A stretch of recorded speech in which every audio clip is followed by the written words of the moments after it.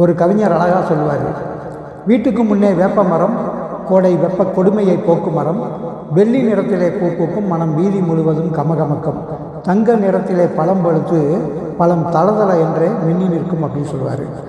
இன்னைக்கு பார்க்க போகிறது இந்த வேப்ப மரத்தை பற்றி தான் பார்க்க போகிறோம்.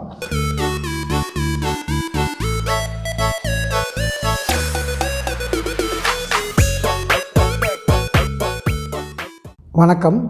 மதுரையிலிருந்து நபார்டு வங்கி மானியத்துடன் செயல்படும் கிரீன் மதுரை நர்சரி கார்டன் கள அலுவலர் எஸ் இன்னாசிமுத்து பேசுகிறேன். நீங்களாம் நல்லா இருக்கீங்களா? சௌக்கியமாக இருக்கீங்களா? இந்த வேப்ப மரம் அதிகமான வெயிலை தாங்கக்கூடிய மரம். ஆனால் அதே சமயத்தில் பனியை தாங்க முடியாது. அதிகமான பனி பெய்யுதுன்னு வச்சுக்கோங்களேன், இலைய பூரா கொட்டிடும். இந்த மரம் உயிர் பழைக்கிறதே மறுபிறவின்னு தான் சொல்லலாம். அந்த மரத்தை இந்த மரத்தோட இலைகள், பட்டை, வேறு எல்லாமே பயன்படுத்திக்கிட்டு இருக்குது. இந்த கொழுந்து இலைகளை கொஞ்சம் கொஞ்சம் எடுத்து ஒரு கோழி குண்டு அளவுக்கு உருட்டி நம்ம அதை மென்று சாப்பிட்டோம்னு வைங்களேன், வயிற்றுக்குள்ளே இருக்கிற புழு பூச்சிகள்லாம் போயிடும். வாரத்தில் ஒரு நாள் அப்படி சாப்பிட்டு வந்திங்கன்னா அந்த குடற்புழு நீக்க மாத்திரைகளே நம்ம போட வேண்டியதில்லை, அருமையாக குணமாகும்.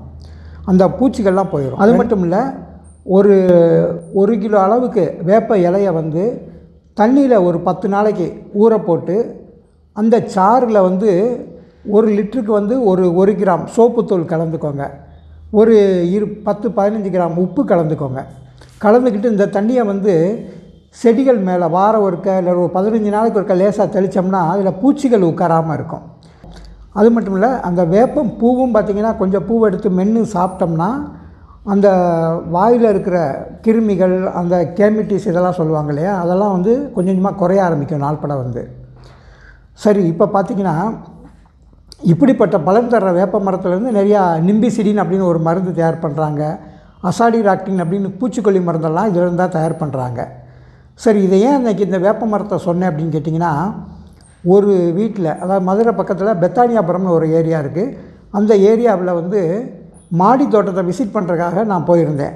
அந்த அக்கா மாடி தோட்டத்தில் ரொம்ப அருமையாக செடிகள்லாம் வச்சுருந்தாங்க. எல்லாத்தையும் நல்லா சுற்றி பார்த்துட்டு கீழே இறங்கி வந்தோம். சரியாக காலையில் 11 மணிக்கு போயிருந்ததுனால வெயிலோட தாக்கம் ரொம்ப அதிகமாக இருந்துச்சு. பக்கத்து வீட்டில் ஒரு வேப்ப மரம் இருந்துச்சு. அந்த மரத்து பக்கத்தில் நிழலுக்காக நான் போய் கீழே இறங்கினோடனையும் அந்த மரத்து பக்கத்தில் போனேன். இந்த அக்கா சொன்னாங்க, ஐயோ சார், அங்கே போகாதீங்க, அந்த மரத்தால் தான் எனக்கு அவளுக்கு 2 வருஷமாக சண்டை நடக்குது, தயவுசெய்து இங்கிட்டு வந்துடுங்க அப்படின்னாங்க. எனக்கு ஒன்றுமே புரியலை. நான் சொன்னேன், என்னக்கா அது வேப்ப மரத்தினால எதுக்கு சண்டை நடக்குது அப்படின்னு சொல்லி கேட்டேன். அப்போ தான் அவங்க சொன்னாங்க, இல்லை சார், அந்த மரத்துலேருந்து விழுகிற இலையை பூரா, அந்த குப்பையை பூரா என் வீட்டு பக்கமே தள்ளி விட்டுறாங்க. நான் போய் ஏன் இப்படி குப்பை போடுறீங்கன்னு கேட்டோம்னா, ஏன் கூட இதுக்கு சண்டைக்கு போகிற, நீ அந்த மரத்தோடு தான் சண்டை போடணும் அப்படின்னு சொல்லிவிட்டு சண்டைக்கும் அவங்களோட போக முடியலை. அந்தளவுக்கு என்னை மிரட்டுறாங்க சார், அவங்கள்ட்ட சண்டையும் நான் போட முடியலை.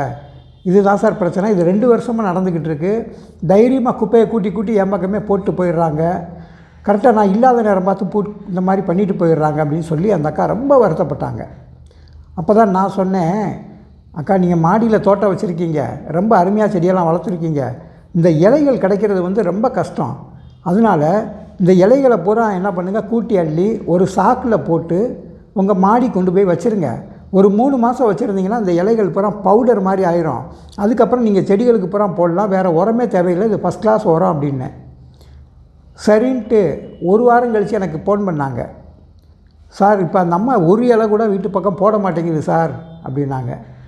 ஏங்கா, அவங்களும் உங்களை மாதிரி ஏதாவது அள்ளி வச்சு சாக்கில் வச்சு எதுவும் உரங்கிற தயார் பண்ண போகிறாங்களா அப்படின்னு சொல்லி கேட்டேன் நான். அப்போ தான் அவங்க சொன்னாங்க, அவங்க சொன்னது மிக பெரும் ஆச்சரியத்தில் ரொம்ப வியப்பாக இருந்துச்சு எனக்கு. என்ன சொன்னாங்கன்னா, சார், அவங்க அப்படி சொல்லியிருந்தா கூட பரவாயில்ல, அப்படி செஞ்சுருந்தா கூட பரவாயில்ல, அவங்க பக்கத்து வீட்டுக்காரிட்ட என்ன சொல்லியிருக்காங்கன்னா, இந்த இலையை பூரா நான் கொஞ்சம் கொஞ்சமாக அள்ளி சாக்கில் கட்டி நான் மாடியில் போய் வச்சுக்கிட்டு இவங்களுக்கு எதிராக நான் ஏதோ செய்கிறேன்னு பயந்து போய் போட மாட்டேங்கிறாங்க சார் அப்படின்னாங்க. பாருங்கள், அப்போ எந்த அளவுக்கு நம்மளோட மக்கள் நம்பிக்கை அன்றைக்கி இருக்குதுன்னு பாருங்களேன். மேலே வைரஸ்னால் ஏற்படக்கூடிய அந்த அம்மை புண்கள் வந்துச்சுன்னா அந்த வேப்பலை தான் மெயினாக அந்த வீடுகளில் இருந்துச்சு. இன்றைக்கி அப்பேற்பட்ட வேப்ப மரத்தை எல்லாரும் வளர்த்து பயன்படுமாறு உங்களை கேட்டுக்கொண்டு விடைபெறுகிறேன். நன்றி. அடுத்தடுத்த வீடியோக்களில் பார்த்திங்கன்னா மிக சிறப்பான இன்னும் நிறையா தகவல்கள் மாடி தோட்டத்தை பற்றி நம்ம கற்றுக்கிட போகிறோம். அடுத்து பார்த்திங்கன்னா தொழில் வாய்ப்புகள், எப்படியெல்லாம் நம்ம தொழிலில் சம்பாதிக்கலாம், வருமானத்தை எப்படி பார்க்கலாம் அப்படின்றதையும் உங்களுக்கு படிப்படியாக உங்களுக்கு சொல்ல போகிறேன் என்பதையும் தெரிவித்துக்கொண்டு விடைபெறுகிறேன். நன்றி.